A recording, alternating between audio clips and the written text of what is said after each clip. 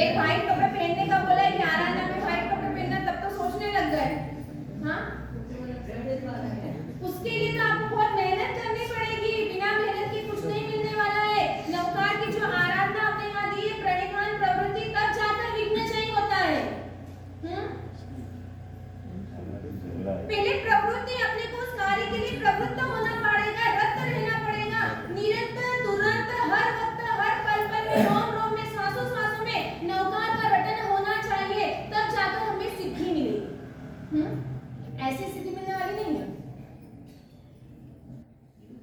आप चाहो मेरा पेट अपने आप भर जाए तो भरने वाला है नहीं। जब तक आपकी थाली के अंदर रोटी सब्जी भोजन नहीं आया और आने के बाद में भी अगर आप अपना हाथ न बढ़ाएंगे, कवल को न तोड़ेंगे, मुंह में न डालेंगे, और मुंह में डालने के बाद में भी पेट नहीं भरने वाला है, वो मुंह में नहीं जाएगा, उसको भी आपको पहले चबाना पड़ेगा, तब जाकर वो आपके पेट में जाएगा।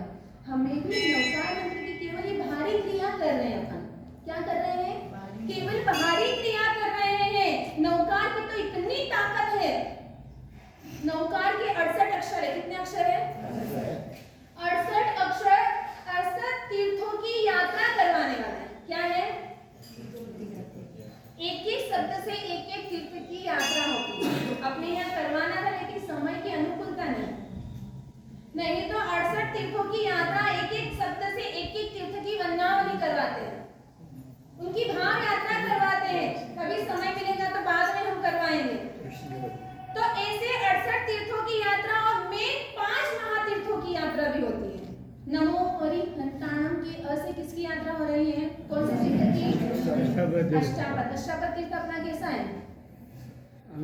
देखा नहीं आपने? मैं तो देख कर आई हूँ। नहीं देखा आपने? किसने देखा अष्टावक्र तीर्थ? नीलेश भाई देखे। मेरा नीलेश भाई देखे। अच्छा, क्या बात है, कहाँ पर देख कर आए? स्पर्शना करके आए, स्पर्शना करके आए ऊपर। अच्छा, ऐसा? पट लगा हुआ है नहीं वहाँ स्पर्शना। तीर्थ जिसकी क्या है? अष्टायने 8 और पर यानी स्टेप्स, सीढ़ियाँ, तो उसका नाम 8 सीढ़ियाँ है उस तीर्थ की, तो इसलिए उसका नाम रखा गया अष्टावक्र। 8 आराम से आराम से नहीं, एक सीढ़ी में पसीना आ जाएगा। वो अपने लोगों से तो चढ़ा ही नहीं सकते, क्योंकि एक एक भोजन की एक एक सीढ़ियाँ है। अपने यहाँ जैसी नहीं है 8 सीढ़ियाँ, कितनी बड़ी बड़ी है। वो भी लब्धिधारी व्यक्ति ही वहाँ पर जा सकता है। गौतम स्वामी को भी जाना था, उसके पहले भी जो 500 जो साधु थे, जो संत थे दूसरे अन्य धर्म के, वो तो कितने ही वर्षों की साधना करने के बाद कोई एक सीढ़ी चढ़ पाया, कोई दूसरी, कोई तीसरी तक ही जा पाया। 8 सीढ़ियों तक ऊपर तक कोई व्यक्ति ही नहीं जा पाया। लेकिन गौतम स्वामी को जैसे ही मालूम पड़ा, गुरु भगवंत से, भगवान महावीर से जब पूछा गया कि भगवान मेरा निर्वाण होगा या नहीं, मैं मोक्ष में जाऊंगा या नहीं, इसी भाव में, तब भगवान ने क्या कहा? जो अष्टावक्र तीर्थ की यात्रा स्वलब्धि से करते हो, उसे इसी भाव में मोक्ष मिलता है। और ऐसे गौतम स्वामी के पास तो कितनी ही लब्धियां थी, और उसी वक्त वहां गए तब तो कौन सभी हंस रहे थे, क्योंकि गौतम स्वामी कैसे थे? स्कूल शरीर का ऐसा गोल मटोल ऐसे ठीके और ऐसे थे, तो उनको देखकर, बल्कि उन्होंने अपने जीवन के अंदर कभी छुट्टा नहीं खाया है। छठ के पांडे छठ करते थे, लेकिन फिर भी शरीर कैसा था? कई लोग होते कितनी भी तपस्या करे लेकिन ऐसे रहते, और कई लोग भले बिना तपस्या से भी तपस्वी दिखते हैं, है ना? हमारी हंसी हंस रही है। हाँ, उनको लोग आगे पूछते हैं, मासिक श्रम किसी आता है भाई? वो बोलते नहीं, मुझे तो तपस्या नहीं चल रही, तो खाती पीती है। हाँ, गौतम स्वामी को देखकर हंस रहे कि हम इतनी घोर तपस्या करके भी हम ऊपर नहीं जा पाए, परमात्मा के दर्शन नहीं कर पाए, और ये खाता पीता व्यक्ति कैसे चढ़ेगा? और उस वक्त सूर्य की किरणों को पकड़ के गौतम स्वामी, आप चित्र में देखना कभी पट के अंदर, कि जब गौतम स्वामी अष्टावक्र तीर्थ की यात्रा करे तो किसके द्वारा चढ़े? वो उनके पास लब्धियां थी, और उसके कारण वह सूर्य की किरणों को पकड़कर अष्टावक्र तीर्थ की उन्होंने यात्रा करी। इसीलिए क्या, जैसे जिस तरफ से वो चढ़े, इसलिए 4 8 10 2 बोलते क्योंकि उन्होंने वहां पर जाकर कौन से सूत्र की रचना करी थी? जग चिंतामणि सूत्र की रचना गौतम स्वामी द्वारा हुई। किसके द्वारा? आज गौतम स्वामी जो मेरे परमात्मा महावीर के अनंत लब्धि निदान, ऐसे मेरे गौतम स्वामी द्वारा जो रचित सूत्र है वो आज अपने को मिला है। किसको मिला है? याद आता है कि मैं जग चिंतामणि बोल रहा हूँ, मेरे परमात्मा ने मुझे दिया है।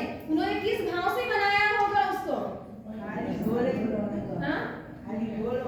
खाली बोलना। तो ऐसे उन्होंने चताए सबसे पहले 4 भगवान, क्योंकि वहां पे 24 भगवान है चारों तरफ मिला के, तो सबसे पहले जहां पर उन्होंने दर्शन किए थे तो 4 भगवान विराजमान थे, इसलिए 47, फिर 8 भगवान, फिर 10 भगवान और फिर 2 भगवान। इस तरह से दर्शन हुए उनके, इसलिए इसी तरह से उन्होंने रचना करी। तो ऐसा वह तीर्थ। और दूसरे नंबर पे बताई है नमो सिद्धाणम से कौन से तीर्थ की यात्रा होती है? सिद्धाचल। ऐसे सिद्धाचल महातीर्थ की हमें यात्रा होती है। घर बैठे बैठे आप 5 तीर्थों की यात्रा कर लोगे। कहीं पर गाड़ी में घोड़े में बैठने की जरूरत नहीं, पैसा खर्च करने की जरूरत नहीं, परेशान होने की जरूरत नहीं। घर बैठकर ही अपन सभी भगवान की, स्वर्ग लोक के, पाताल लोक के, तीर्था लोक के सभी भगवानों को, सभी मंदिरों को, सभी मुनियों को, भगवंतों को, सभी को वंदना अपने यहाँ पर हो जाती है। मेरे परमात्मा ने कितना कितना शॉर्टकट बताया ना। नहीं तो पालीताना जाना हो तो आपको 2 दिन टाइम वेस्ट, आपका टाइम वेस्ट यानी 2 दिन आपको लगते हैं। साथ में आपको वहाँ जाना पड़ता है, ऊपर चढ़ना पड़ता है, उसके बाद में आओ, थकान लगती, कुछ करने की जरूरत नहीं। यहाँ बैठकर भाव से मेरे भगवान को याद कर लो। जावंती जावंत जनकिंची क्या है? स्वर्ग पाताल लोक के सभी भगवानों के मंदिरों के दर्शन हो जाते हैं आपको। अब यहाँ से तो आप स्वर्ग लोक जा नहीं सकते, जा सकते हो? हाँ बिल्कुल नहीं। लेकिन यहाँ पर बैठकर मेरे भगवान ने जो बताया है कि यहाँ बैठकर ही आप स्वर्ग लोक के सभी मंदिरों के दर्शन कर सकते हो। जो शाश्वत प्रतिमा है उनके अंदर हो सकते हैं आपको। केवल 2 लाइन में। कितने में? केवल 2 गाथा, एक गाथा के अंदर 2 लाइन।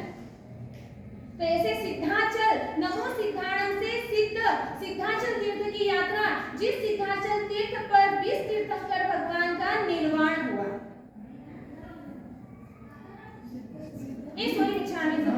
समेत शिखर, सॉरी सिद्धाचल ना, सॉरी मैं तो समेत शिखर से याद आ गया।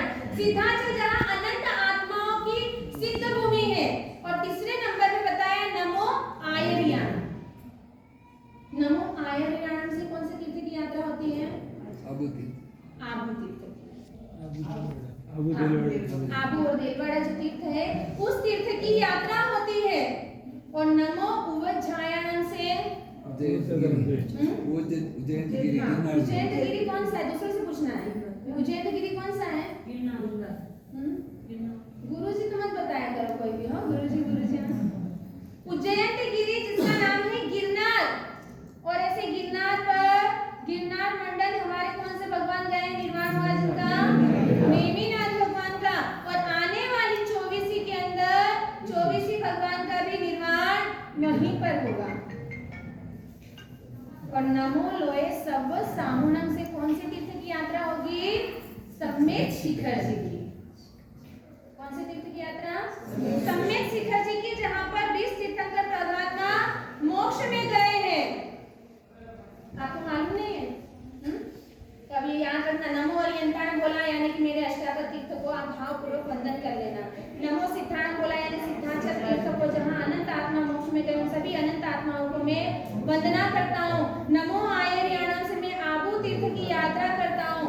नमो उज्जैयानम से मैं उज्जैनगिरी पर्वत के और उस पे विराजमान ऐसे मेरे परमात्मा को दर्शन और वंदना करता हूँ भारपूर्वक। और नमो लोए सब साउणम करके वह भावपूर्वक कह के कि ऐसे समेत शिखर तीर्थ पर जहाँ पर अभी वर्तमान के 24 भगवान और आने वाले कभी भी कहीं पर भी अगर हो तो ऐसे सभी भूत भावी और वर्तमान के सभी भगवंतों को मैं ऐसे 5 तीर्थों में रहे हुए सभी को भूत भावी और वर्तमान में रहे सभी भगवंतों को मैं सिद्ध आत्माओं को मैं वंदना करता हूँ। ऐसे नमो अरियंताण के अंदर बोलते बोलते आप ये भावना भा सकते हैं। अगर एक एक अक्षर की भावना न भा सके तो ऐसे 5 पदों के 5 भावना तो आप भा सकते हैं। नौकार मंत्र के अंदर जो 9 पद बताए, कितने पद हैं? 9 पद, और वह 9 पद किसके हैं? 9 ग्रहों की पीड़ा को शांत करने वाले। किसको? 9 ग्रह की पीड़ा को शांत करने वाले। तो 9 ग्रह के अलग से राहु की या केतु की या शनि की माला गिनने की जरूरत नहीं है। इन 5 पदों के अंदर जो 9 ग्रह बताए हैं, 9 पद बताए हैं, इसमें से आप एक एक का जाप करो, एक एक का प्रभाव बताया है। 8 जो संपदाएं हैं, 9 पद और 8 संपदा बताई, तो 8 संपदा अष्ट कर्म के नाशक है, अष्ट कर्म को तोड़ने वाले, छिन्न भिन्न करने वाले और छिन्न भिन्न करके अष्ट महासिद्धि को प्रदान करने वाले। किसको? अष्ट महासिद्धि को प्रदान करने वाले। जो 7 जोड़ाक्षर है, जोड़ाक्षर यानी हाँ कौन से हैं बताओगे जरा? जोड़ाक्षर किसको बोलते हैं? और जोड़ाक्षर में आप गलती करते हो बोलते हो तो वैसे ही नवकार मंत्र के अंदर 7 जोड़ाक्षर है। नमो अरिहंत, नमो सिद्धाणम, नमो आयरियाणम, नमो नमो लोए एसो पंच नमोकारो सब्ब आवक प्राणसनो मंगलानम च सर्वेति। ये 7 अक्षर जोड़ाक्षर है। तो ऐसे ही 7 जोड़ाक्षर 7 भय का निवारण करने वाले। हमारे अंदर जो 7 प्रकार के भय बताए, इसीलिए लोग सोते वक्त हमारा क्या होना चाहिए? जब हम रात्रि में सोते हैं तब हमें 7 नौकार गिनना चाहिए 7 भय के निवारण के लिए, कि हमें 7 प्रकार का भय न सताए। क्योंकि कहते हैं रात को सोए और हम सोते ही रह जाते हैं।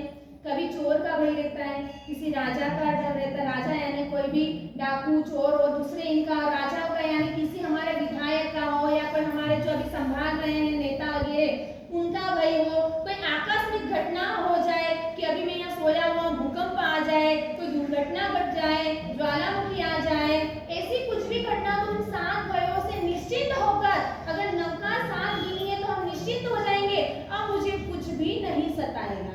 अगर आप श्रद्धा पूर्वक नवकार गिने ना, तो पास के घर में चोर चोरी करके चल जाएगा लेकिन आपके घर पे नहीं आएगा। और ये घटना घट चुकी है। एक के घर पर कंटिन्यू एक आइंदिल का तप और साथ में नवकार का जप, यानी कि नवकार उसके घर पर सामूहिक जोर जोर से उनके यहाँ पर 1 घंटे का जप प्रतिदिन होता था।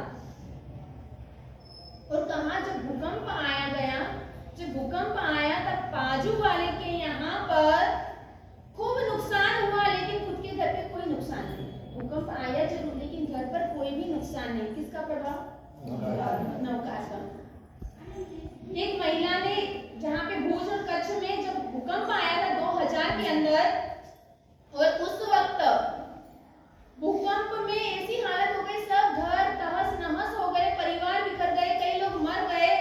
एकदम एक लड़की जिसने विचार किया अगर मैं इसके अंदर फंस गई, 7 दिन के बाद निकली वह, और 7 दिन के बाद निकलने के बाद जब उसने कहा, मन में दृढ़ निश्चय कर लिया कि मैं जब तक बाहर नहीं निकलूंगी केवल कंटिन्यू नवकार का जाप करूंगी, और मैं अगर सुरक्षित बाहर निकल गई तो मैं संयम ले लूंगी। और वो साध्वी जी भगवंत अभी भी पालितना में है। पूरा परिवार उनके सब मर गए, कोई भी नहीं बचा परिवार का एक भी सदस्य, केवल वह सुरक्षित निकली। और निकलने के बाद में पालितना जाकर गुरु भगवंत के पास जाकर दीक्षा ले ली उसने, और आज भी वह साध्वी जी भगवंत वहां पर विराजमान है। तो ऐसा नवकार का ये प्रभाव है। 7 नवकार गिनी, कोई भय नहीं।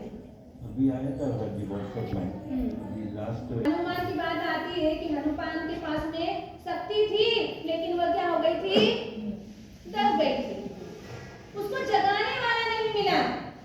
जैसे ही कहा कि हनुमान तू जा, तेरे पास में शक्ति है, तू यहाँ समुद्र को पार कर सकता है, उसी वक्त जैसे जैसे जैसे जैसे सुना, हनुमान जाग गए और उन्होंने क्या कर लिया? समुद्र लांघ लिया, पार कर लिया, और सीता को देखकर भी आ गए, और उसी के बल पर सीता आई। वहां पर तो उनकी जो विद्याएं थी वह दब गई थी किसी मुनि भगवंत के श्राप से, उन्हें याद नहीं आ रही थी। लेकिन हमें तो सब कुछ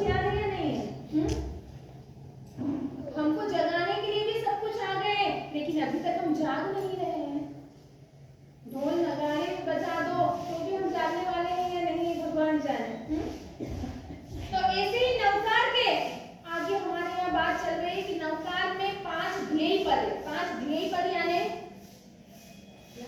5 ध्येय पद। हाँ, 5 ध्येय पद का मतलब होता है जो ध्यान धरने जैसे ऐसे 5 पद है, वह है नमो रे अरिहंत सिद्ध आचार्य उपाध्याय और साधु। यह 5 ध्यान करने योग्य है। तो यह 5 ध्येय पद हमें पंचम गति को पहुंचाने वाले हैं। पंचम गति कौन सी है? मोक्ष की। ऐसे पंचम गति तक हमको पहुंचाने वाले 5 जने हैं। और उसके बाद में 4 चूलिका बताइए नीचे की। हाँ, नीचे की जो 4 चूलिका बताई है वह 4 गति का निवारण करने वाले, 4 गति से हमें छुटकारा दिलवाने वाले हैं। 4 गति कौन सी है? मालूम ही होगी सबको। मनुष्य, नर, तिर्यंच और देव, ये 4 गति से हमें निवारण यानी इनसे छुटकारा दिलवाने वाली यह नवकार मंत्र है। आज 9 दिन अपने यहाँ पर हो गए नवकार मंत्र की महिमा सुनते सुनते, लेकिन आज से 9 दिन हो गए। आज अपना 9th यानी 9वां दिन, लास्ट दिन है। आज अपने को कितनी अनुभूति, कितना अपने को आनंद आ रहा होगा। चलो हाँ, आज एकादश में पूर्ण हो गया। किसको लग रहा है? हाँ, नहीं लग रहा? किसी की इच्छा है कि नहीं आगे करना है अपने को? नहीं नहीं होगा, नहीं करने की भावना किसकी है? किसी की नहीं है? आरती की है और किसकी है? हाँ, कोई बात नहीं। अपने यहाँ पर 9 दिन की आराधना है, लेकिन हम आपको कंटिन्यू घर पे कर सकते हो। घर पर आपको कोई रोक टोक नहीं है। घर पर आप जितनी चाहे अपनी आराधना कर सकते हैं। हाँ, घर पे रोक क्यों नहीं होती? घर पर भी एक नवकार मंत्र का फोटो लगाकर धूप दीपक कर प्रतिदिन आपको जाप करना है। हो सके तो एकादशी से करें, क्योंकि तब से की हुई क्रियाएं ज्यादा फलदायक होती है। तब ना हो सके तो केवल अपन जाप भी कर सकते हैं। 9 दिन की जो एक अनुभूति है, जो एक आनंद है,